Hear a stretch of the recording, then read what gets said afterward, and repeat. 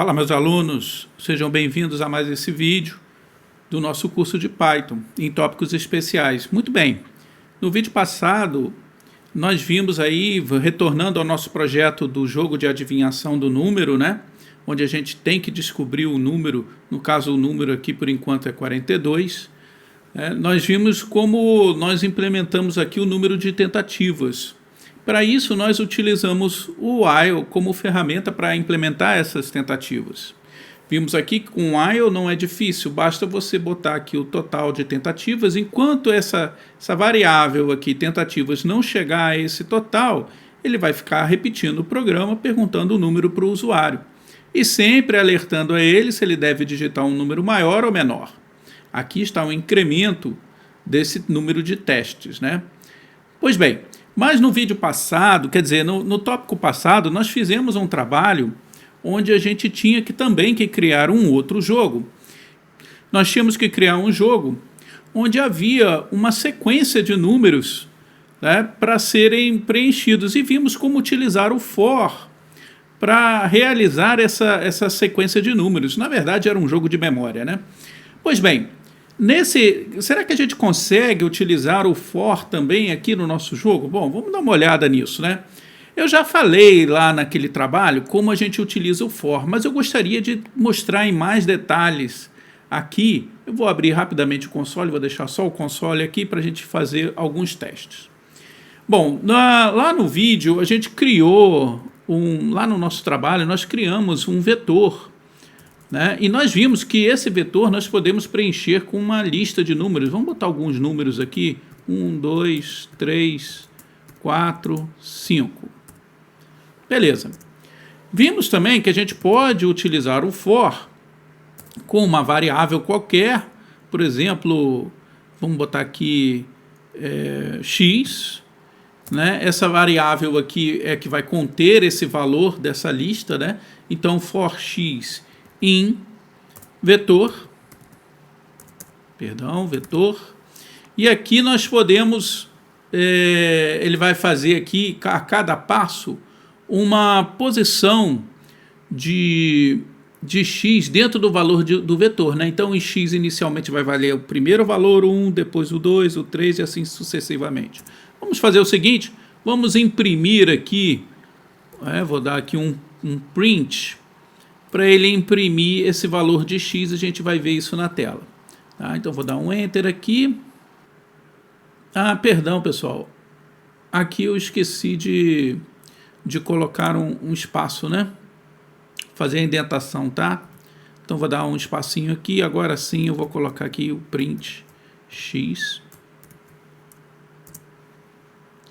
E agora eu vou dar mais um Enter para avisar ele que eu saí do for, né? Então tá lá.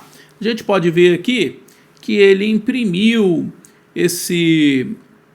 essa lista de valores, tá? Foi até bom dar esse erro. Tem que lembrar aqui, né, pessoal, da indentação, né? Mesmo no console, ela continua valendo aqui. A gente tem que dar o tab aqui para poder ele entender que está dentro desse for, né? Então olha lá, a gente viu aqui que ele conseguiu imprimir essa lista de valores. Tá, então posso usar sim o for para o nosso exercício. Mas, Kiko, tudo bem, aqui você botou uma lista com 5 valores. Tá? E se eu quiser simplificar isso aqui, um detalhe, tá, gente? Eu posso, inclusive, nem precisar desse vetor. Eu posso muito bem falar assim, ó, x, for x, deixa eu limpar a tela aqui, ó. Posso fazer assim, um for x in, e aqui colocar já a lista direto, ó. Que interessante, 2, 3, 4, 5. Tá?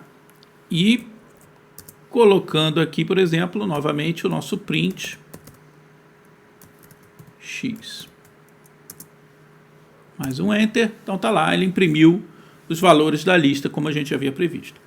Tudo bem, Kiko, funciona, beleza, mas eu quero, se eu tiver que fazer um for que vai fazer 100 vezes, eu vou ter que ficar criando uma lista com 100 números ou fazer um while antes para preencher esse vetor, seria complicado, né? Vai ficar um código grande, tá?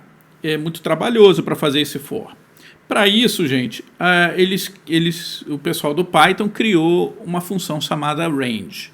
Tá? Então a gente pode fazer o nosso for aqui, for x in range. Tá? E aqui eu coloco o início e o fim, né? Vamos botar o mesmo valor ali, 5, por exemplo. For x de 1, só que aqui tem um detalhe. Tá? Ele vai imprimir o valor 1, mas ele vai contar 1 como um dos 5 valores. Então ele vai parar no 4. Tá? Quer ver? Ó? Bom, olha só que interessante. Ó. Se eu imprimir agora aqui print x, a gente vai ver, mais um enter, que ele imprimiu, né? Mas só que aqui ele imprimiu até o 4, então esse 5 aqui é exclusivo, tá? Então eu tenho que, na verdade, ir mais um passo aqui. Então, ao invés de ir até 5, eu vou até 6, que é um a mais, para eu imprimir esse número, ó. Tá vendo? Agora ele imprimiu de 1 até 5. Beleza. Mas ainda tem um detalhe, Kiko. Eu me lembro lá em Pascal, em C, que eu posso imprimir um número de 2 em 2, de 3 em 3, né? Quando eu vou lá no for e eu dou o step, né? O passo. Em C, por exemplo, a gente colocava x, recebe x mais 2, tá? Então eu posso ir de 2 em 2. E aqui eu vou ficar preso, né? De 1 em 1. Na verdade, não. Você pode vir aqui no range e colocar mais um parênteses para dizer aqui a quantidade de passos que você quer, por exemplo, de 2 em 2. Tá? Então ele vai imprimir os números de 2 em 2. Vamos aumentar um pouquinho aqui para ter mais números, né? Vamos ficar pouquíssimos números aqui. Vou botar até 10, mas eu quero que vá de 2 em 2. Beleza, vamos imprimir aí esses 10 números. Né? Perdão, esses números entre 1 e 9, no caso, né? Entre 1 e 9, de 2 em 2. Então tá lá, ó. Ele imprimiu o 1, o 3, o 5, o 7, o 9. Tá? Então vimos aí como é que é tranquilo usar o nosso for, né? Será que a gente consegue substituir esse for aqui no nosso código? Vamos dar uma olhada aqui, pessoal. Deixa eu trazer de volta o console aqui um pouquinho, né? E vamos mexer aqui no nosso joguinho de adivinhar os números. Bom, a gente tem aqui uma variável que marca as tentativas, né? Eu vou tirar essa variável, ela não vai ser útil para mim aqui no jogo, porque eu vou tirar esse while aqui, tá? E vou substituir por um for. Então vamos fazer assim, ó. Ao invés do while, eu vou colocar um for. For tentativas in, né? In. E eu vou colocar um range, a função range aqui, para dizer quantas tentativas eu quero de 1. Deixa eu tirar esse ajudante aqui que está me atrapalhando. Olha aqui, ó. Ele vai de 1 até o total de tentativas. Só que, lembrando aqui, o total de tentativas, aqui são 5, ele vai ficar menos 1, né?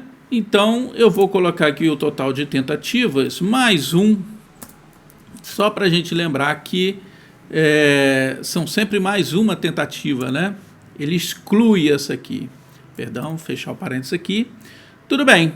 Então ele vai imprimir o número de tentativas, perfeito, né? E aqui agora essa variável tentativas aqui, recebe ela mais 1, também não é mais necessário, depois a gente pode até excluir do código.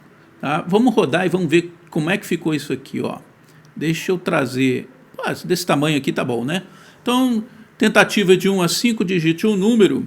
Bom, vamos botar aqui o número 23, olha lá, digite um número maior, tá? Tentativa 2, vamos botar 40, tá? Digite, tentativa 3, digite um número maior, vamos botar aqui 50, digite um número menor, 53, digite um número menor ainda, vamos botar 45, né? E fim do jogo, tá? Você teria que ter digitado um número menor e não conseguiu. Então funcionou. Nós fizemos aqui, ó, olha lá, tentativa 1, 2, 3, 4 e 5 tentativas. O nosso for funcionou perfeitamente, tá? Mas e se eu acertar aqui, né? Eu tenho aqui que esse tentativas vai até 5, né? Será que ele vai funcionar aqui com esse for, né? Vamos ver aqui, ó. Vamos lá. Vamos botar uma tentativa errada, vamos botar uma tentativa maior, né? E agora nós vamos acertar o jogo. Tá? Você acertou, mas ele continua aqui, né, tentando, passando para a gente o número de tentativas. Nós precisamos dar um break, né? Nós precisamos encerrar esse for. Tá bom? Então vamos ver isso no próximo vídeo e mais algum detalhe sobre os nossos jogos. Tá legal, pessoal? Um forte abraço e até lá.